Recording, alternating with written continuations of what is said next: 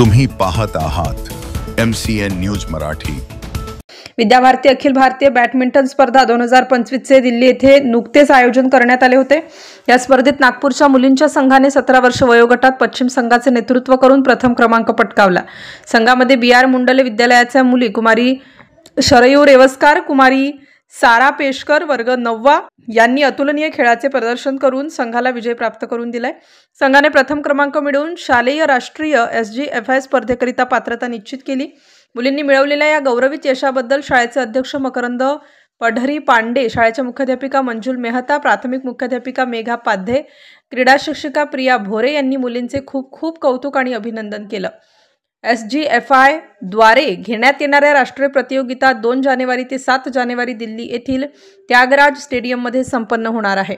MCN news Marathi करिता विक्रम खुपासे, जळगाव।